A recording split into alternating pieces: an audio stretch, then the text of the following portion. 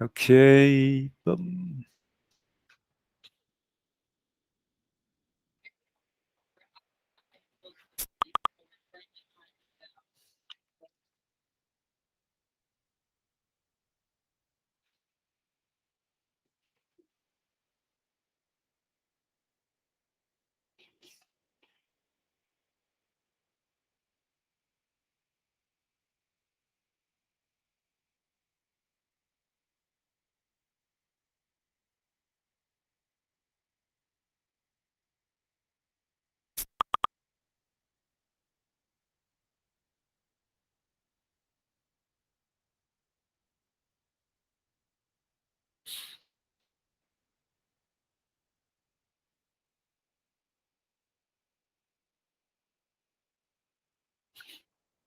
Martha, can you check whether you received this message?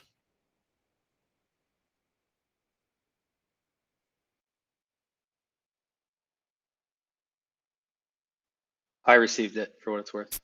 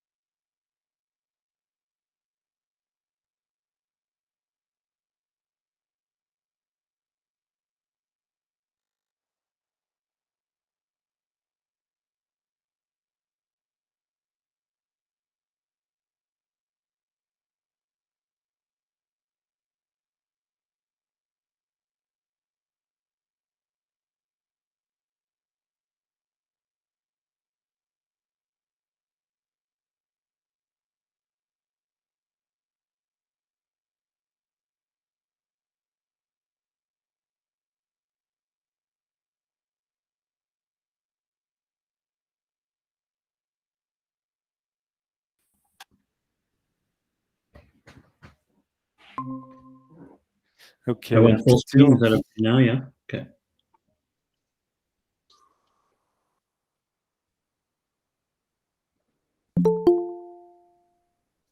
Right. Do we have Franz already here? No.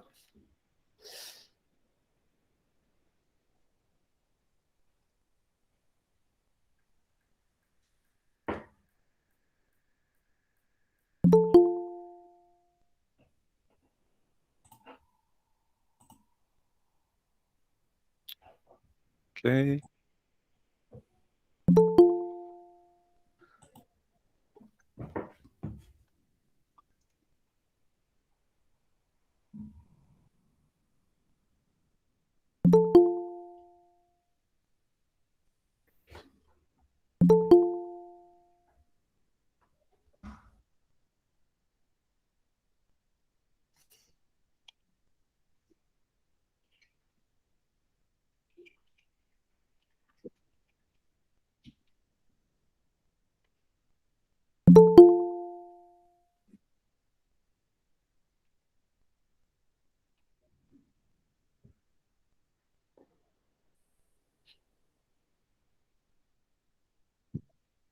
I will, yeah.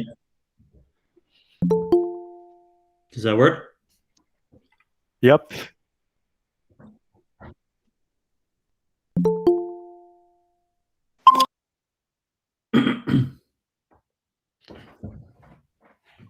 Hey, Franz. Okay. You're muted, Franz. There we go. Does it work now? Yep. Perfect. All right. Sorry about that. I guess I'll hear after, I guess, what the problem was. If everybody's here, we should just get started quickly, I think. All right. Did anybody already introduce Mark? No, no. Yet. All right. Well, then let me go. Hi, Mark.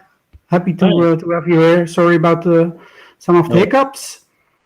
Yeah, so I'm very pleased that today Marc Lanctot has agreed to give a talk for our COMARL series. Marc has been around in multi-agent learning for a long time now. He started his PhD in Alberta, working with Michael Bowling. Then he spent some time in Maastricht, where I met him. We spent some time together in the beautiful place of Maastricht. After Maastricht, I think you directly went to DeepMind in London, right?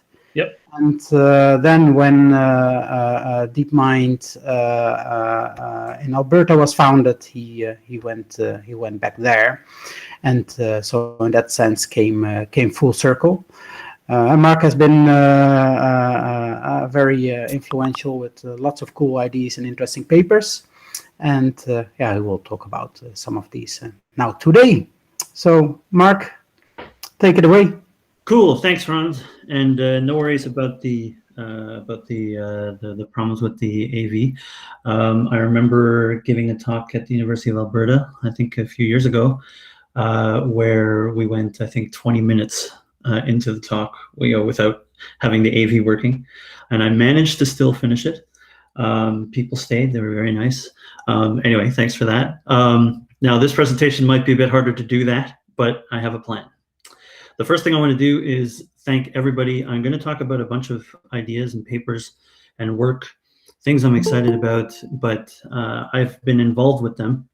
I've definitely not been the only person, and it's been amazing to work with so many awesome collaborators. So thank you, everybody. And so here was the plan. I'd like to talk to you really about like some of the game theoretic approaches to multi-agent RL, specifically in partially observable games, inspired mostly by two-player zero-sum games. But throughout the talk, kind of sprinkle or motivate a bigger idea of getting outside two-player zero-sum games. Now, as I was practicing this yesterday, I realized this is too ideal, let's say. So we're not going to quite do this. We're going to, part one, there's no universe that exists where I could do part one, I think, in 30 minutes. So I'm going to try to do it now in 40 minutes, and maybe we'll just skip some stuff. And I'll have to, just cover, I think, the essentials of part two. Leaving 5 minutes of questions at the end. Okay, so this is the target, and I'm really sorry. Like the first part is really going to be like a survey of some of the work that has been done in this field. So I'm definitely going to leave some stuff out, and I apologize for that in advance. But even the stuff that I do cover, I'm going to do pretty quickly. So it'll be more like just a bunch of spotlights of some of the work and how it's kind of integrated in some of the future and more recent work. Okay, so here we go. So there's been a number of ideas that have come out that have been inspired by some fundamental game theoretic algorithms, and I've been noticing that they've been happening in two kind of separate streams. The one stream I've been calling the fictitious play stream, and the other one is let's say the no regret stream. So let's just go through a few quick examples of like the basic algorithms, because they're really all inspired by, some algorithms that were invented like 50, 60 years ago, 30 to 60 years ago. Here's fictitious play in a normal form game. So I'm just going to give some examples in a two-player zero-sum game. So two players start with some arbitrary policy, and they just successively produce best responses to the average policy used by the opponent. So like on round 3, player 1 might respond to player 2's average over their initial arbitrary policy and the two best responses that they produced. And that becomes the best response on player 1's first round. Player 2 does the same thing. And so this average policy will converge to an Nash equilibrium in certain types of games, particularly two-player zero-sum games. So here's an example in the game of rock, paper, scissors. Like both players play rock, they'll get a value of 0 if they do that. And then they look for a best response to the average policy over rock, but there's only one action, so that's going to be rock. So each player will add paper because paper is a best response to rock. Now each each player's average policy is to play rock 50% of the time and paper 50% of the time. If you do the math, you'll find out paper is really good one to play here because you're going to win against rock and tie against paper. So you're going to add paper again to the set. And now you have 2 papers and 1 rock in both players' sets. So paper is overweighted. So you're going to add, the strategy that's best against paper with the scissors. And it's still the case that paper is overweighted here. So you're going to add scissors again, and you're going to proceed that way. That's the basic idea behind fictitious play. There's another algorithm called double oracle, which is like a similar idea, except what you do here is instead of you still like iteratively produce best responses, but you do it to some distribution which is not necessarily uniform, and in particular, each player is going to play a distribution that is part of a Nash equilibrium. So you end up creating like a subgame, and you grow that subgame. Based on iterative computations of the best response. So here's an idea. Here's a similar example. Both players start with rock. Again, they add paper because paper is the best response. Now, instead of responding to the uniform policy here, which fictitious play would do, you solve this game. Like this is a meta game, right? Or this is a sort of a sub game. You solve this game, and you realize when you solve this game that paper is the best thing to play in this little sub game. So then you compute the best response to paper instead of half paper, half rock. And then you find scissors. So you see, you don't end up repeatedly adding paper and scissors like you would in fictitious play. Of course, the cost is that you have to solve. You have to find the Nash equilibrium of each one of these subgames along the way. So that's kind of like the 2 main algorithms that are part of the best response stream, I've called it. I'll give you one that's really popular, part of the no regret stream. So suppose you have a normal form game here, again, rock, paper, scissors. What you want to, and I'm just going to fix the column player this time. So the column player is just going to play rock 20% of the time, paper 40% of the time, and scissors 40% of the time. And I'm just going to show you what the role player does in this case. So in this algorithm regret matching, you look at each one of your actions, and you compare it to how well you would do to like your reference policy. So your reference policy starts out as anything, really. So let's just say it's uniform. The uniform policy will give you a return of 0. So you go through each one of these actions, and you say, well, if I could switch entirely to 1, like rock, for example, how would I do? So in this particular case, switching to rock would net me a payoff of minus 1 40% of the time, 1 40% of the time, which gets me 0. If I compare that to 0, that's the same value as playing my reference policy. So I don't have any regret for not playing 0. So actually the regret for not playing rock is 0. If I do the same kind of reasoning to paper, I would get 1 20% of the time and minus 1 40% of the time. That's a value of minus 2. If I compare that to 0, that's actually bad. That's worse than my playing with my reference policy. So I have negative regret. So negative regret, it just means that's a bad action. I don't regret not playing paper. Now, if you do this again with scissors, it's exactly the opposite because the payoffs are swapped, right? So I have a regret of 0.2. So what regret matching does, and here's like the beauty of the simplicity of regret matching, is it's going to look at each one of these values that I've put here in red and green, and it's just going to collect like the positive portions of those regrets and normalize them. So it's really beautiful. In this case, there's only 1 action that has positive regrets, 0.2. So it's going to change the policy to put full weight over scissors. So it's basically going to take everything that has 0 or less than 0, set the probabilities of those actions to 0, and then normalize over the other positive portions. So that's regret matching. There's one property of regret matching I want to highlight, which is going to become relevant later, which is if I had multiplied all of these regrets by a constant, the update rule would still be the same because you end up dividing by the sum. Okay, so that's going to become relevant in a few slides. Okay, so if you continue doing this, you're going to see you're going to keep collecting negative regret for rock and paper because now your reference policy is actually getting you 0.2. And so you basically just want to keep playing 0.2. Okay, so that's an example of regret matching. The example I gave fixed player 2, but really when you run this, you normally run it with both players in self-play, and you can show, because of Blackwell's approachability, that it converges to a Nash equilibrium in 2 player zero sum and to a coarse correlated equilibrium in general. Okay, so those are the basic algorithms and some nice examples through them. I'm going to tell you, so now I'm going to tell you about a few algorithms that have come up maybe over the past 5 years. And the first one is fictitious self-play and neural fictitious self-play. And really this is like this was an attempt to describe fictitious play as an RL agent. And it's really beautiful. And it's kind of like, there's kind of like 2 agents in 1 agent here. So what the agent does is at the start of an episode, it like flips a coin, and 90% of the time it's going to do one thing, which is the green thing. It's going to play according to its, let's call it average policy. It's going to start off to be arbitrary. And 10% of the time it's going to play with another policy, which is going to be learned through Q learning. So when you sample the top box here, the best response net, the agent is just going to perform what looks very much like Q learning. It's going to put all of its experience into this circular buffer here, very like DQN-like.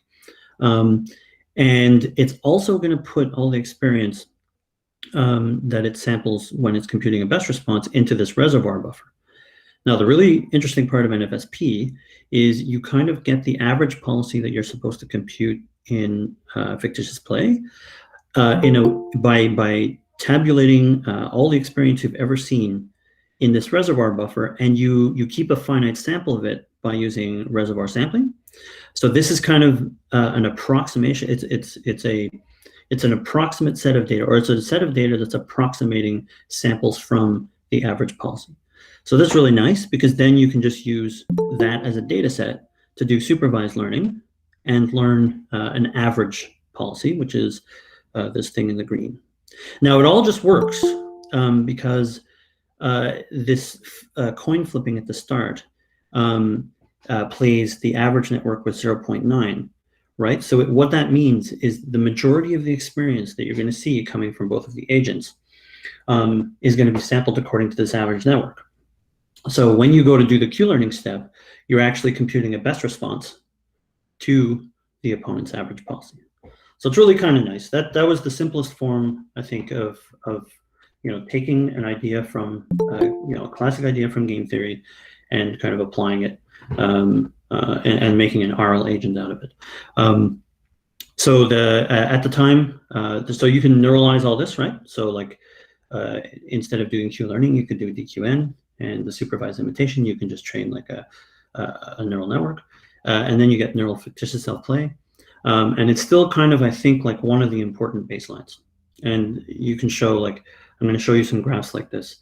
The closer you are to the bottom on the y-axis, like you want to think of exploitability as just like the closeness to Nash. And it was also competitive with like some of the strong computer programs when it was released. So you can see that NFSP reduces exploitability, whereas DQN doesn't. Okay, so now so you can do PSRO, policy space response oracles.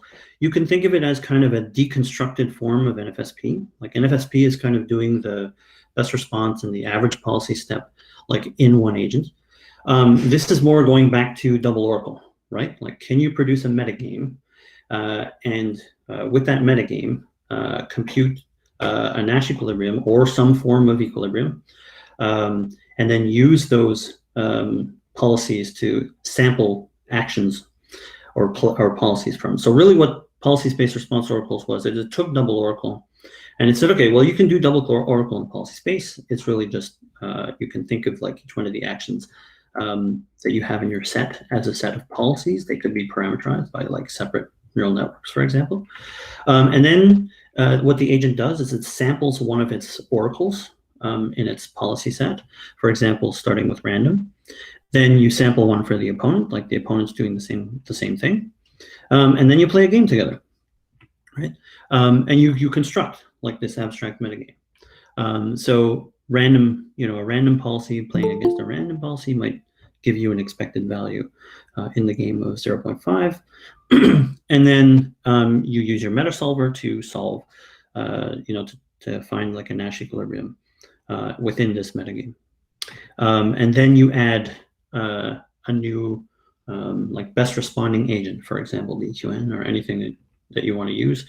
And what that thing is doing is then playing against the opponent's policy, like meta policy, that is sampling experience from their oracle, their set of oracles, right? And you can continue to do this. So these, the DQNs that you add are going to be computing best responses to this like growing set of oracles. And really what you're doing is just constructing like that meta, that subgame in the double oracle way, except in an abstract sense, right? So you're doing all this with approximation. Okay, so I mean, there have been a few follow-ups, and I don't have time to cover them, but I'm going to talk a little bit more about PSRL later. Okay, so diplomacy is a game that's been inspired by this like game theoretic approach as well, or at least the algorithm that was used in it. I think diplomacy is a really great example game. It's a classic game. It is really hard, like hard in many ways. So hard in the sense that it's not two-player zero-sum. Hard because it has simultaneous moves instead of being turn-based. Hard because it has a ridiculous number of moves per turn. And also hard because it's the type of game where you have to like make alliances and then break them later, and kind of negotiate with other players. And the number of actions per turn is a result of like a combinatorial action space, because you're actually just trying to move like pieces all over the board. And there's been a lot of excitement in this domain over the last few years. In the no press variant, so the variant without communication, because it's still a very strategically interesting game. Actually, humans play it without the communication part. So the main idea, like what's been happening in this space, is there's like a human data set. This DeepMind paper here at the bottom really started all this. And from that human data set, you can train a supervised network that learns a policy and a value net. And the main idea in our paper was to, come up with a policy improvement operator, and then improve your policy, generate more self-play data, and use that self-play data to imitate a new policy. So because the game is so big, you have to do a lot of sampling. So we're going to create like a metagame by sampling at every given point in every stage game. We're going to use this base policy PyB. Sample a bunch of base profiles. We're going to use a candidate policy, which you can think of as just a policy to cut down the actions that you consider for a best response. And then you can apply the environment dynamics and drop down to the value function at the next step. So really what we're doing is we're applying like a very sample-based best response to each one of the stage games. So like you produce your candidate policy will produce a bunch of actions, and you're going to assess each one of those actions by getting the value over all of the base policies that you've sampled, where the player who's improving their policy is playing with the action, the candidate action. And yeah, we call this sampled best response, or SBR, and that's our policy improvement operator.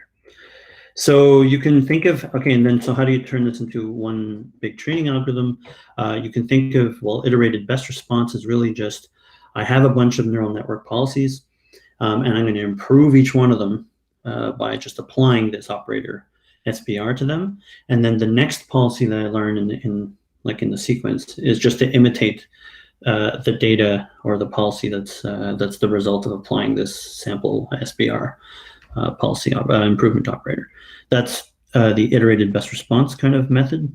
Then there's the NFSP method, which is basically to do the same thing, except you also train, like you want to think of each one of your policies as kind of like the average policy at that time step, a la fictitious play, right? So you can augment this by trying to learn from all of the previous data that you've generated across all of the different steps.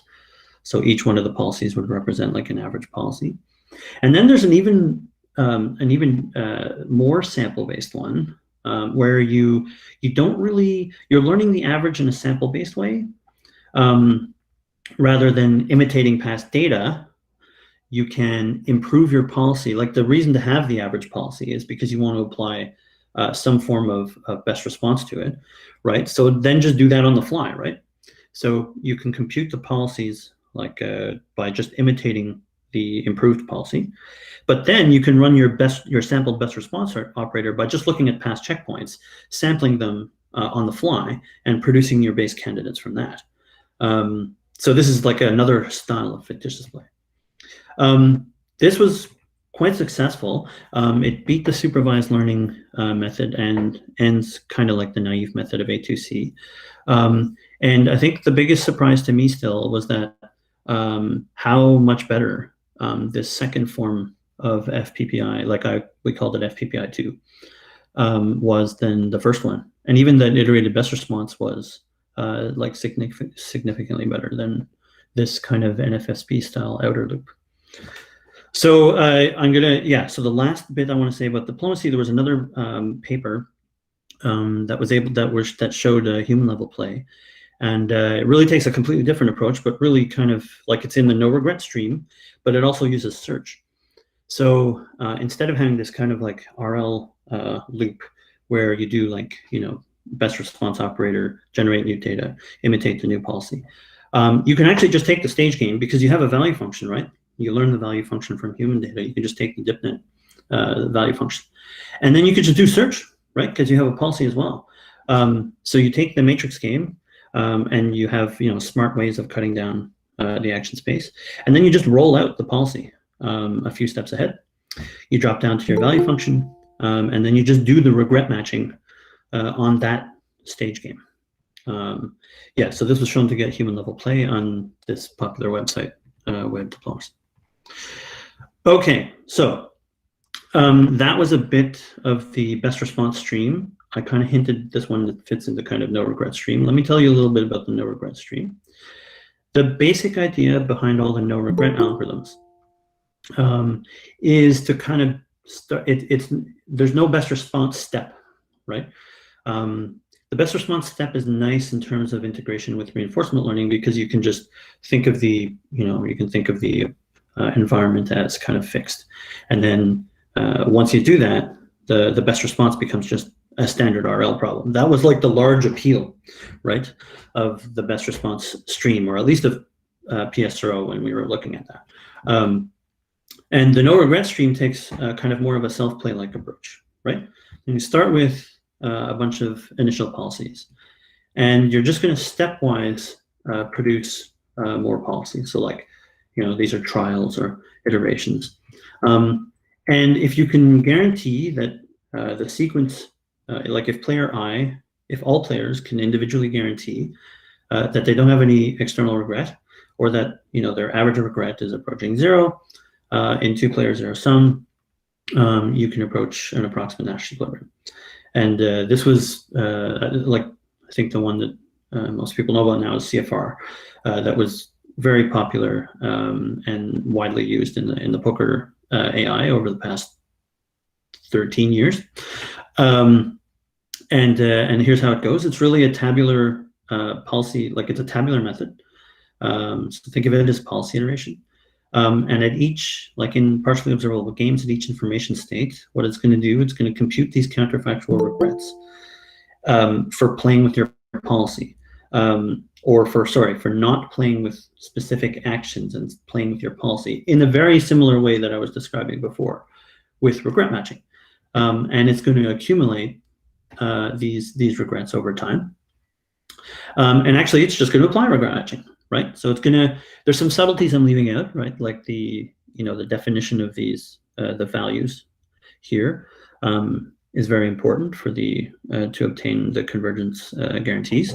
But really, it's taking this notion of value and applying regret matching, but at the information state level, right? So you just tabulate all of your regrets, and then you get your new policy by applying regret matching like locally. So, okay, so if you look at these equations, really, or what a regret, like after, okay, so in retrospect, because I learned, I did a lot of my RL research, like after I did all of this computational game theory, you look at the advantage function, right? And really, like it just looks like a regret. It's taking like the maximum Q value, it's subtracting it away from the actual value function. So you can think of this value function here on the right as like your baseline. Like if you're playing according to your policy, this is the value you're going to get at state S, and that's not 100% true because there's a subtlety between these definitions, which I'll get to in a second. But this counterfactual Q value on the left is the similar, like it's the analogous thing, right? Like if you start at, if you go through SA, your expected value, sorry, if you go through S and your expected value for taking action A, but then following the policy after that point will be Q, this is what your counterfactual regret is. And the only thing that might look foreign to you is that there's like a superscript C on these. And I haven't really told you what that means yet, but otherwise you can think of this regret really as an advantage. And we will do that exactly when we talk about RMAC. So really, there is a formal relationship between these two ideas. So you can think of a Q value. I've always called them RL style Q values, but really they're just like expected values conditioned on reaching state S. And the counterfactual value is very similar, except it's not going to have this Bayes normalizer here. So if you think of what this thing means on the left, it's really, to get that conditioning, you need to divide, like there's going to be a reach probability for every possible world state that you could be in, given that information state. And to get the conditioning properly, you need to divide by this Bayes normalizer here. And so just the counterfactual values don't have that. Like this Bayes normalizer here is really just like a sum over like the reach probabilities of each one of the individual histories. Now this is going to become important in a few slides from now, but you can think of, like, I'm going to say something now that might be hard to appreciate, but each one of these histories has a reach probability attached to it. Now, because it's an information state for a specific player, like let's say player 1, the reach probabilities for each one of these histories will be equivalent, will be equal, or what I should say is the player to play, their probability of reaching each one of these, like the contribution of their probability to get to each one of these, will be the same because their information hasn't changed at any point along the sequence. Like the histories here only include things that are not revealed to that player. So that'll become relevant in a second. But if you've ever heard the counterfactual values described as like the values where, the opponent's reach probability, they're each weighted by the opponent's reach probability, that's the reason, because they end up canceling, like in this QC on the right here and in this Bayes normalizer, you can kind of pull out the reach probability. That is the one being contributed by player I, and then they end up getting canceled out. Okay, so the regret stream included these policy gradients that we looked at. There was a student actually, Shriram, not a student, sorry, a colleague at DeepMind, and he came to me because he was looking at, he was looking at counterfactual regret minimization, and he said, "Hey, this looks a lot like policy gradient." And so I started looking at policy gradient, and we started these equations and say, "Hey, wait a second, yeah, that looks a little bit like a regret." But with Q-based policy, like this is standard policy gradient, and it does like gradient ascent in this direction, right? So it's trying to push, your policy into a space with high advantage. Well, you can kind of flip this around, and you can say, well, what if you want to really make it a regret, right? So take out the policy term, and just let's do gradient descent, and move the policy towards a no regret region, right? Like this thing in the middle is exactly a regret in the sense of regret matching, right? That's what regret matching is trying to do, is trying to find a policy such that like this thing on the right is 0. And this plus here, we're just going to say, well, we don't care about negative regrets, just set the probability of those things to 0. and minimize regret everywhere else. It's like inspired by regret matching. And it turns out there is actually a formal relationship between like CFR, what CFR is doing and what policy gradient is doing via this relationship between the Q values, the counterfactual Q values, and the RL style Q values.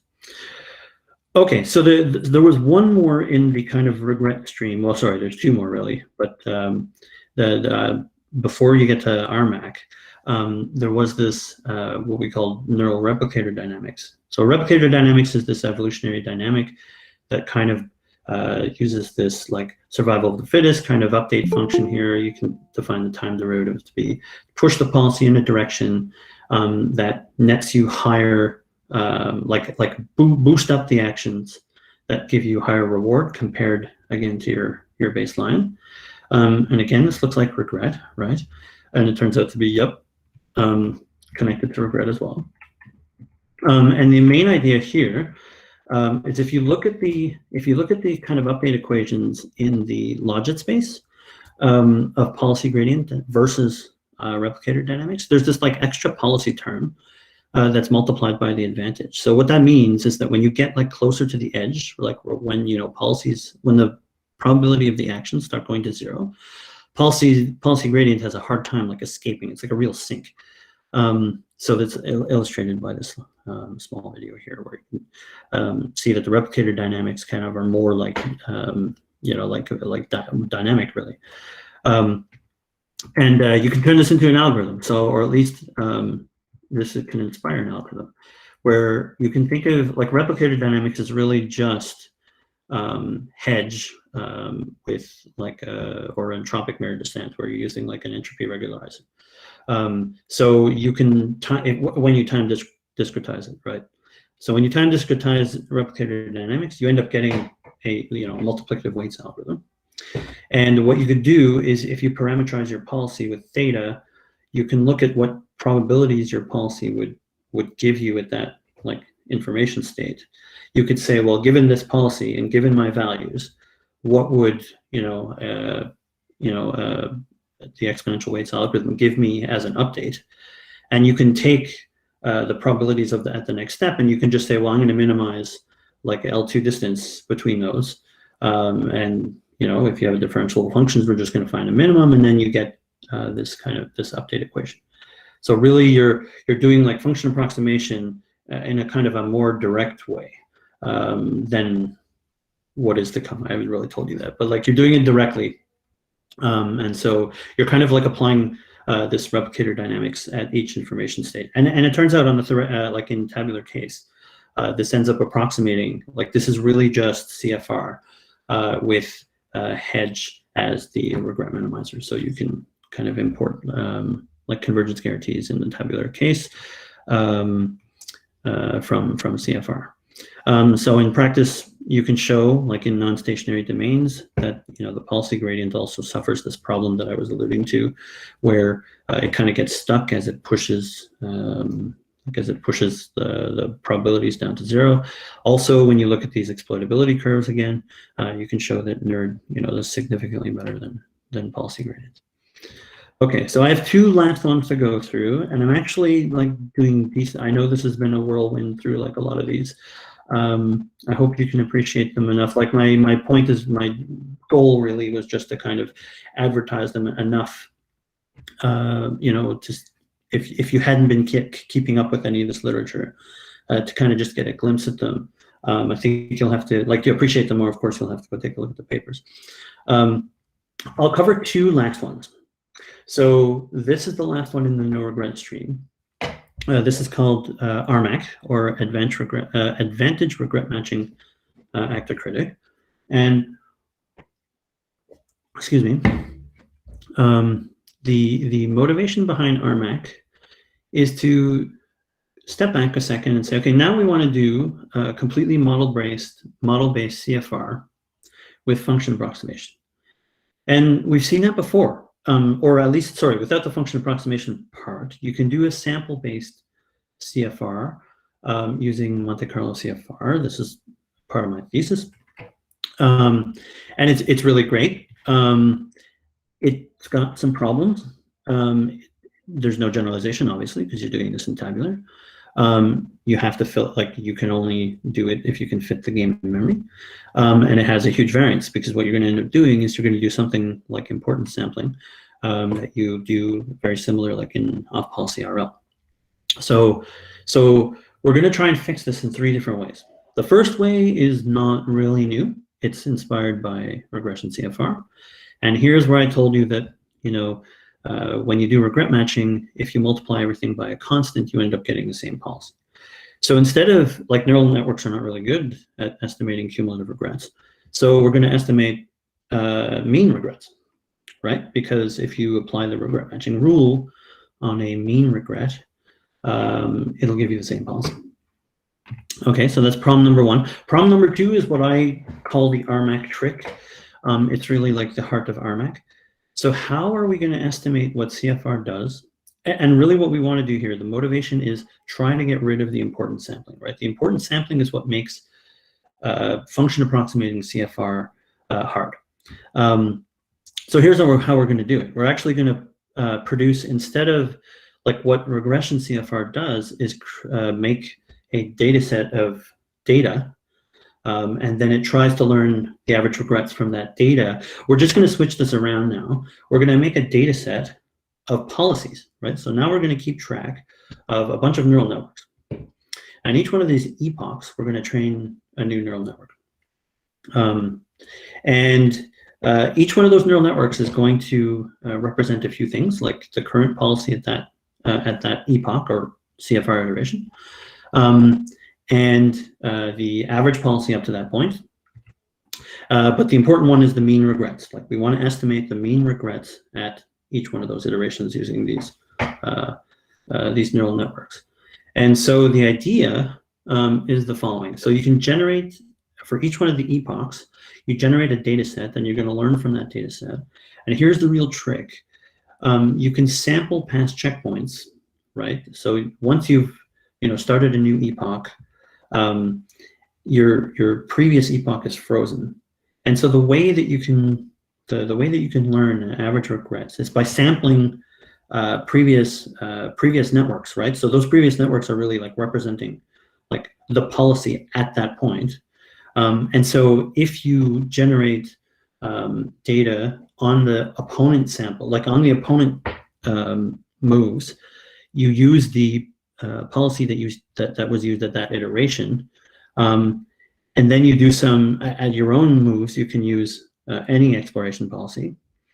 What's going to happen is, because you're sampling on policy at the opponents, you're going to get data that's distributed at that information state. Like if you just single out one information state, you're going to get data that's distributed on the average opponent policy, because you're sampling each one of these with uniformly over the past time steps.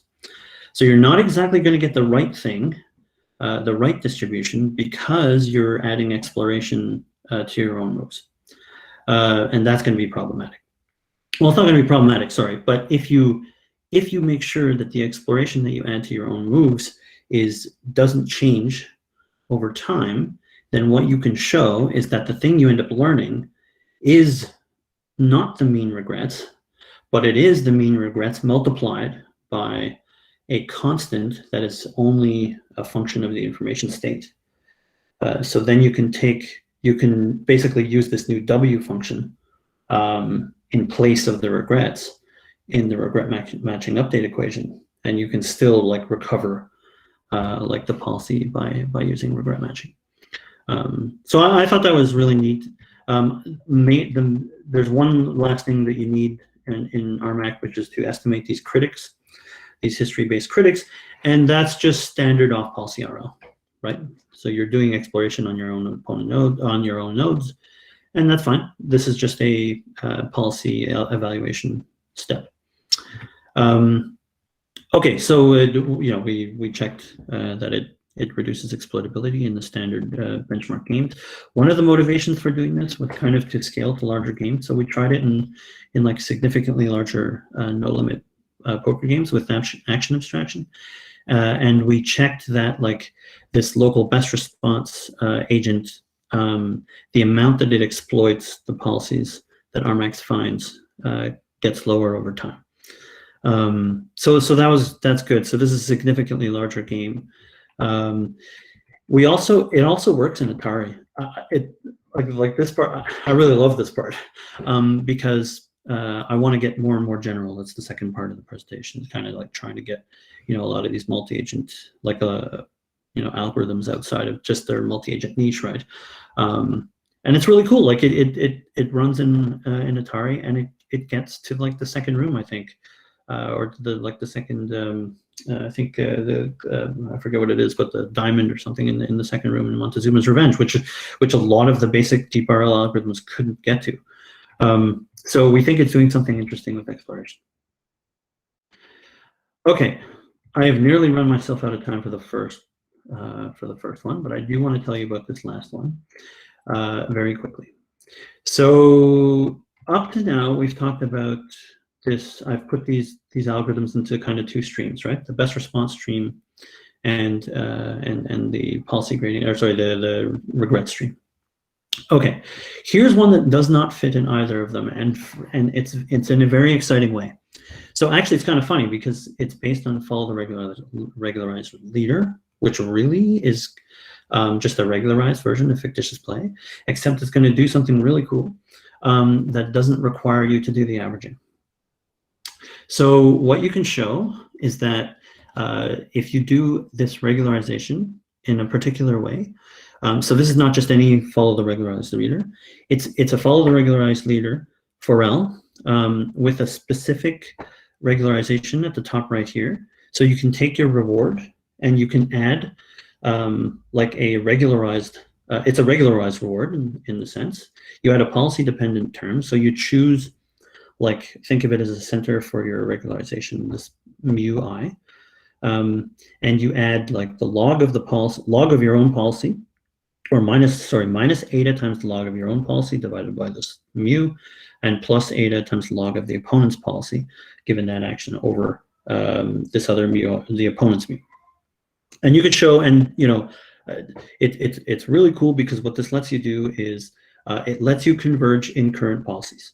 So it doesn't suffer the averaging problem that both the best response and no regret stream suffers, in the sense that like there's always this extra second step that you have to do this averaging for. And you can show that this provably converges by adding this regularization term, provably converges to a Nash equilibrium in current policies. Now it does this in a very specific way by adding this regularization. And when you add this regularization, what you're doing is you're changing the problem. So, and depending on how much you change, depending on how much regularization you add, you're changing the you're converging to a biased solution. So but faster, right? So the higher the regularization, the faster you get to your solution, but the more biased your solution is. So what you can do is you do this like stepwise thing where you choose like a higher regularization, you quickly approach it, the fixed point under that level of regularization. That gives you a policy that you converge to, and you use that thing as the new center of your regularization for like the next iterations. Julian gave me these nice diagrams to show kind of the process. And there's a convergence proof that shows that this will actually reduce the distance to the Nash equilibrium over time. So that's really cool, and there's some nice empirical results that kind of show this trade-off that you pay between moving to a biased solution fast, as a function of eta, and you can even fix like the center of the regularization. You can show how this affects things. We ran it in the benchmark games, it really a lot of the empirical results here kind of just validate this idea of this trade-off between bias and variance. That was presented at ICML just a few days ago, so check that out. I will end this part with just mentioning, if you're interested in two-player zero-sum games, or in partially observable games, there's a hidden information game competition that's being run this year. It's got 2 challenge domains. One has been previously used in challenges at NeurIPS. This is reconnaissance blind chess. It's kind of like a chess variant with sensing, really cool. And Gin Rummy, which is a classic card game, and one hidden game. So if you're interested in this class of games, I encourage you to check this out. higcompetition.info. Okay, so we're left with, I think, like 4 minutes. And I think to do this section properly, I would need like 25 minutes. So I'm not going to do it properly. What I will do is give you a short glimpse of what I wanted to do with this section, and I'm happy to kind of expand upon it, like in the questions, if people have any questions about it. So I'm just going to really take a quick tour through this.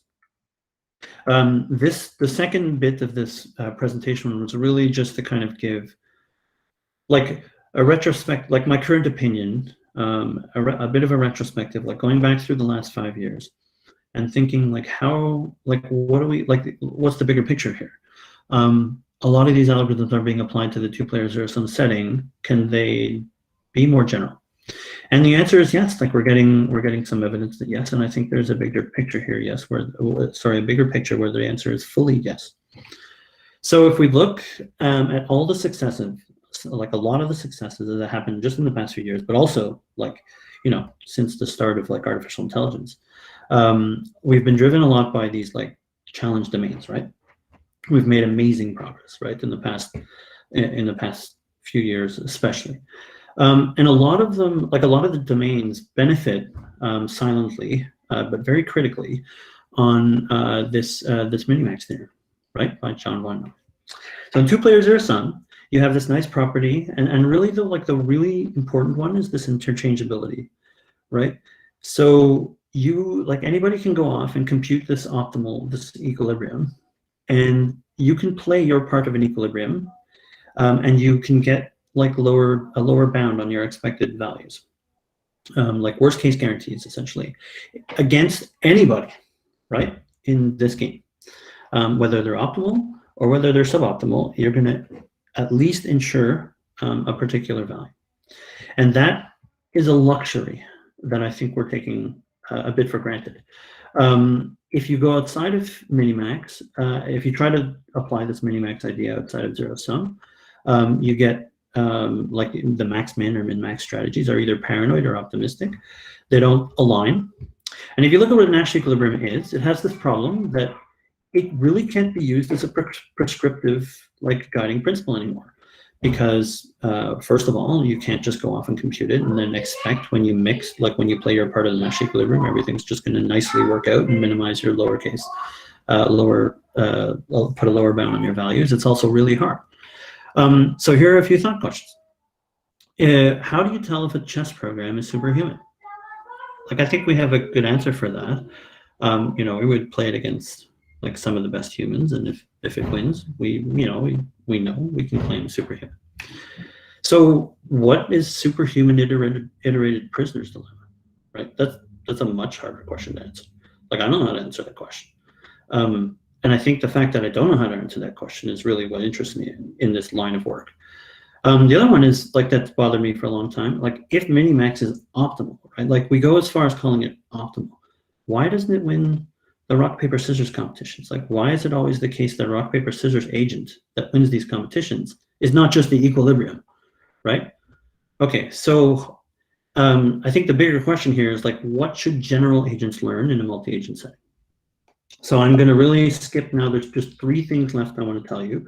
I'm going to skip most of the slides because I think I want to advertise like really, you know, one way to look at this is to just maximize reward. Right, let's go back to like RL basics. So instead of thinking in the regret minimization, like that in a way that, you know, we're going to iterate over a bunch of, like produce a bunch of policies that's going to get us some product, we're going to try and produce like a kind of a hindsight rational agent. So instead, we're going to look backwards. And so I'm just going to skip most of this. But I will, the one thing I do want to highlight is that when you think this way, you can kind of generalize how these regret minimization agents look. So you can think of like the set of deviations, like the way that they can change their policy, right? Like CFR only looked at one way, but you can think of this more generally. And you know, we have these papers that show that you get correlated play, and you can say something about that correlated play. You can say something about the joint distribution or the joint empirical distribution that you find as a function of these different deviation sets. So I just want to, you know, Michael Bowling talked about this in the first COMARL, and I just want to highlight these two papers. One was just presented at ICML, and yes, I'm going to skip most of the correlated equilibrium stuff because I think it's really interesting, but I just want to highlight maybe there have been two kind of two papers have tried to generalize the best response stream kind of ideas outside of two-player zero-sum. One of them is this paper that was presented by Paul and colleagues that used, you can basically use alpha rank as a kind of solver in the like meta solver step of PSRO. And it gets kind of some nice interesting properties, even reducing, getting closer to Nash, which is not guaranteed to do. There's some nice theoretical connections to like this projected replicator dynamics that we took a look at in the original PSRO paper. Another one, you can actually just extend policy space response oracles to the joint case, right? So instead of solving the metagame by finding a Nash equilibrium, you can solve this metagame in a way that finds like some form of correlated equilibrium. And you know, there's many different types of correlated equilibria you could look at. Some of them benefit, like you might have some reason to use some because they're you think maybe they add exploration in an interesting way. Some of them actually guarantee you like a unique solution. So yeah, so this is work by Luke and Paul and colleagues. And in this paper, we look at, you know, the different type of correlated equilibrium solvers that you can use to solve this metagame, and what kind of effect it has on, you know, the convergence and the payoffs of the like resulting strategies that you find. Okay, the thing I had planned, which I really don't have, you know, time to go through, is really that I kind of wanted to motivate like going even wider, right? Like getting even more general. So going outside zero sum is one thing. I think, you know, we're in a place now where I think it's really easy. Like I really like the generality of Atari, and the ability to run an algorithm on just like a suite of domains all at once. I think if we're looking, you know, if the goal is to get to artificial general intelligence, I think the way to do that is to you know, make wider assessments or evaluations of our agents like across domains. And I think like the more we try to get out of two-player zero sum, the more we try to get to general sum and more general things, I think this is inevitable. Like I think you really have to consider many environments like in the long run. So I've been talking about like why generality is important in multi-agent RL. I think I'll skip this one. I will just mention one thing that I think is rather important. So like I had a few kind of ideas. They were kind of loose and hand-wavy. So like what I will do is I will promise to work on a paper that's like a lot, that lays down like a lot of these ideas in a more like, you know, clear and structured way. But I did want to mention one thing, and I think the explosion of, you know, of deep learning really, and DeepRL. I mean, DeepRL had benefited a lot from like open source and widely usable libraries. So if you look at all these like, you know, powerful, you know, machine learning libraries that we're using, they were all open, right? Like anybody could use them. So you know, you didn't have to implement backpropagation anymore, right? Like the, think of the exponential progress that we've made as a result of that. Like we can download these, we can implement neural networks in 3 lines of code now. You know, that was not the case when I did my first artificial intelligence course. So I think we should do the same thing, like in multi-agent RL, right? Like there's nothing stopping us. So I've been, you know, working and maintaining this one specific suite, which is OpenSpiel. So it has, I think of it as like kind of the Atari learning environment of multi-agents or of games. because it has this one API for all the games. So it's really, and this is true. Like a lot of papers that we've written, we have literally changed one line of code and have run our algorithm on like a suite of different games by changing one line of code. So now this is especially easy to do. So I just wanted to mention the results, the release. We're releasing 1.0 coming up in August. We've added a new mean field game API. I want to mention 2 other projects because OpenSpiel is not the only thing in this space. There's something that came up just like less than a month ago. This MAVA framework, which is like a scalable multi-agent training framework. It's built on like 3 open source technologies again, Reverb, Launchpad, and Acme. And what blows me away about this is how many different libraries and environments it integrates with. Like just think of the ecosystem that we have now. This is becoming just easier to do. So the last one I want to do, because I talk a lot about generalization in multi-agent RL, is melting pot. This was also presented at this ICML a few days ago. And this is like a way, again, open source. This is like a way of kind of measuring the generalization of your agents by running them on held out test scenarios. Okay, I went over by 7 minutes. I'm sorry about that, but I think I started roughly, actually later than 7 minutes. So I'm going to say that that's it. I had a few other ideas that are like at best hand wavy, but really, just trying to motivate. Like, okay, how can we get to this kind of world where we do kind of more general assessments of our algorithms? But mainly, I just want to stop now. I want to say, okay, I've presented a whirlwind through like the game theoretic approaches to partially observable games. There's 2 main streams: the best response and the no regret stream. And many ideas can be generalized outside of 2 players or some. I think we should go wider and we should evaluate across many environments. I think we should make that a priority, or I invite you to make that a priority. Let's put it that way. There's many efforts to make this happen, and there's never been a better time than right now. Anyway, thanks for listening. I'm happy to take questions. Thank you very much, Mark. I will clap on behalf of everyone.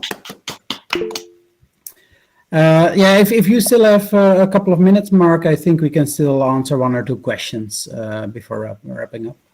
Sounds good to me. I hope this question to get a few questions.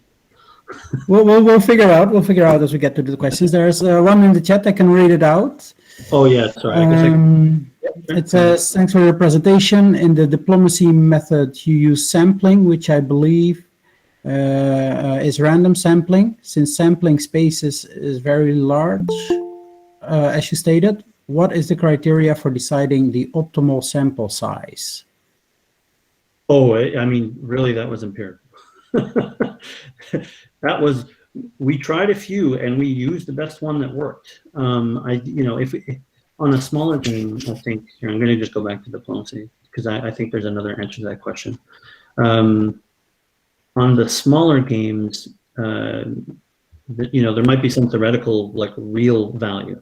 I think really like the higher the better, right? Because what you really want to do is cover the space. You want to be able to have all of the possible actions in your set of candidates, right? So like if you it would be a real best it wouldn't be a real best response because the base policies are sampled, but it would be at least considering all the actions.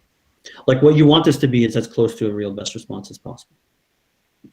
So I think so what really restricts this, right, is that diplomacy is a 7-player game. So like if you look at this thing I drew here, like this stage game here ends up being like number of candidates actions to the power of 7, right?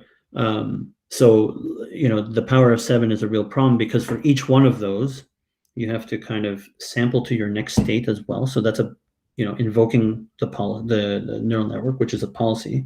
It's like a huge graph network. So I think we ended up with 2 or 6 or something in diplomacy. We looked at the effect, though, if you're interested in that question.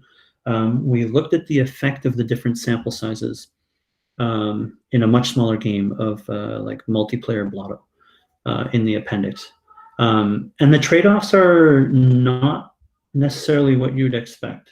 I'm trying to remember correctly. Like, it wasn't like there was a tapering off, right? Like, I think after 8 or 16, you ended up not benefiting anymore. So like most of the time, like 16 was enough in Blotto to find like the actual like action that leads to the best response. And of course, it's all modulo noise, right? I hope I answered that question. All right, so I was gone for a second. I did see that Amy Greenwald raised her hand. I'm not certain if you started already to answer that, but I didn't ask my question, so I don't think he started to answer. oh yeah, okay, but so I didn't know. Oh, okay, good. Please go ahead, Amy. Thank you. Great talk, Mark. Really, really great. Thank you. My question, I guess, is about the friction algorithm that you presented. So were you showing there convergence in last iterates, meaning you were actually getting directly to the Nash? So my question is about correlated equilibrium, which is, are there any results in that direction towards convergence, as opposed to the typical no regret learning, which converges sort of the empirical average will converge to correlated? Okay, Julien is on the call. He should take that. I'm going to answer, and then I will get Julien to contact you if I'm wrong. I think the theory that he worked out is more general than just two-player zero sum. It doesn't. It definitely converges in n-player games that have this monotonicity property, but I don't remember what that is. I don't think it relates to correlated equilibria. So I think the answer is no. We don't have any convergence guarantees for that case. Okay, but we go beyond zero sum. You're saying for this theory that you're showing me now, even if it's still Nash, it's not correlated, but it's beyond zero sum. It's beyond zero sum, and I think like definitely polymatrix games, or zero sum polymatrix games, and n-player monotone games, and I think that might be like a restricted class of games, but I don't quite remember. But yes, it goes beyond zero sum, but I don't think we know anything necessarily about correlated equilibria yet. Okay, and that sounds like an interesting direction. Yeah. Yes, I would really like to look there. Julien, are you connected? Can you repair that? It basically, that sum it up, like it goes to try to find Nash equilibrium, not correlated equilibrium, in this a bit bigger class of games compared to zero-sum games. But yeah, if you get a Nash, you'll get a correlated equilibrium, but that doesn't target correlated equilibrium explicitly. That's it. So sometimes you can, if you don't check that property, it may happen that you don't converge, or maybe there is a class of games that we don't cover with the theorems. So do you think, Julien, that it might be interesting? I mean, the class of correlated is bigger, so maybe it's easier to converge to for that reason. So we can look at a more general class of games, like, general sum games, and maybe have success with some kind of dynamic. I don't know if exactly this dynamic, but some kind of. Yeah, let's say, I like to think about those dynamics as, if you want to optimize a function, you do gradient descent. In a games, here there exists a function, so this function here, which is going to get minimized, but you actually don't have access to that function. But usually the algorithms are quite easy to set up. So I think it's really appealing to go in that direction, but I have no idea how to do that for correlated equilibrium per se at the moment. So you're saying you don't know what the dynamics would look like? No. You don't have an idea of what kind of dynamics to try? No, it's especially if you want to prevent doing any form of averaging. Yeah, that was my hope based on seeing this result, or recent results on machine learning. I'd love to get rid of time averaging for algorithm in games, and that's something that is hard to scale, I think. Thank you.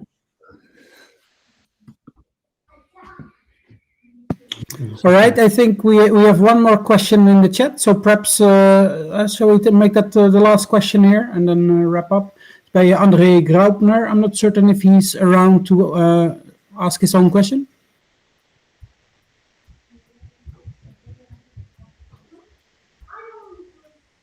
I'm happy to answer for the record.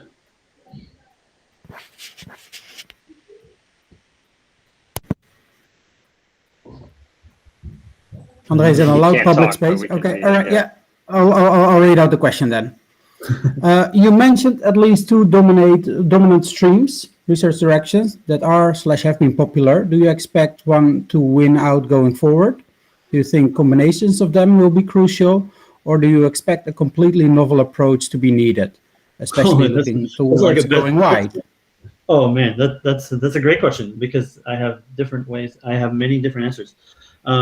Okay, so do I expect one to go to dominate over the other? And like the answer to that, the first part, do I expect them to dominate over the other? What I have noticed of these two streams, and I meant to say this, so thank you for answering this question, asking this question. What I've noticed is what's really appealing about the first stream, it was really part of the strong motivation of PSRO, was the following, right? Like the best response, you can cast like part of the algorithm as a best response and a single agent problem. And that part was beautiful, right? Because then you can take all of the DeepRL like success and just apply it in this kind of fictitious play setup. That one big, from what I can tell, right? Like, you know, AlphaStar used this kind of like ideas. It did way more on the best response and the kind of analytics, like Nash League part. But it was inspired by these ideas of like trying to get these exploiter agents and making sure that like you're robust to them, right? So I think on the scalability part, I think that's very appealing. I have not seen the same scalability on the regret stream part, and it's been particularly hard. Now, like the two biggest examples are Dream and RMAC. Like I don't remember the size of the respective domains. In Dream, I think it was like fold. It was like a sub game of poker, but it was still like very big. And in RMAC, it was a like action abstracted version of No Limit. And we've shown that we can get to large domains there. It has really like a lot nicer theory. So like if I would like this, you could say a lot more about the theoretical side of the no regret stream. And really the problem is that it's been hard to scale. And so now like what we've been trying to do is using these different tricks to try and get it to scale. And it's not clear. Like it could be what Julien says, right? It could just be that the averaging is really like a big problem. And maybe like the fact that you need to do the averaging is preventing like the scaling. And so the last part of your question, which like I'm really happy you asked that, like are there new ways? And I'm going to point to like friction FRL is exactly the new way. There have been other efforts now too, like to come up with like regret minimization style algorithms, or like even best response style algorithms that converge in last iterate. So you don't have to do this extra averaging step. Getting rid of that averaging step, I think, is going to be really big for convergence, because it becomes a lot easier of a problem. Now, I guess to the last part of your question, which is, is this going to be the thing that that makes the difference when we go wide? I'm not sure, but I will go down to one slide that I didn't get to know, because I would fit this into the kind of, I think ultimately there's going to be like a combination of these ideas that we're going to need to get to go general.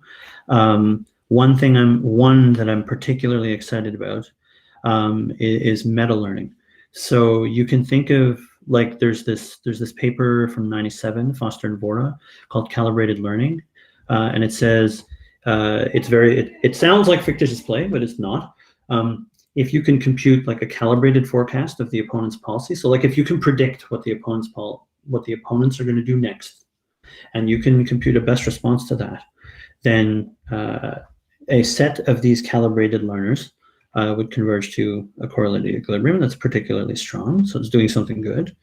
And like, I'm really excited about this stream. I don't know if I'd list it as like, you know, in a different one than the ones that I put in. It probably fits into the best response stream, but like, you can think of, like, there's these papers that show that there's really like a formal connection between what, like, the meta learning objectives and like what Bayesian agents do. And like, these two papers are very complementary because one lays kind of the formal groundwork, and the other one shows that actually in practice this happens too. Like, if you do this with neural networks, you know what the meta learned neural networks do looks a lot like what Bayesian agents do. And so I find that really powerful, because I think going forward for these, if we want to go wide, I think what we have to do, and we've talked a lot about this in multi-agent research for, like, you know, it's sprinkled over the literature over the last like 30 years, right? Is kind of develop, to get a meta agent, is kind of develop a way to do meta learning at test time. And if you make your set of things that you're meta learning, like your set of environments that you're meta learning, wide enough, the hope is that you can create like a really adaptable prior, so that when you go to, you know, take this prior, go to test time, you could just do really fast adaptation. Hopefully it generalizes, you know, to like unseen problems if you cover your set wide enough. Yeah, I know that's very like hand wavy and vague. Like, you know, I want to push in that direction, see if we can come up with something like a really crisp proposal. But I'm excited about this direction, mainly because if meta learning gives us a way to do Bayesian agents in a scalable way, that is really exciting, I think, for multi-agent research. I know that was a super long answer, but it was a wonderful question. You let me say things I didn't have time to say. All right. Yeah, no, good. I think we should wrap up, though. So thanks very much, and thanks for the questions. Very, very nice talk. And thanks to everybody for attending and asking these interesting questions. I think, top of my head, I don't think we have a next session planned, but I guess we as organizers will try and do some thinking on how to possibly restart after the holidays. Yeah, keep an eye out for emails from us on the fall schedule, I guess. Exactly. All right, so thank you everyone for attending, and have a great summer holiday. See you soon. Thanks, Mark. Online or somewhere. Thanks, Mark. Thanks.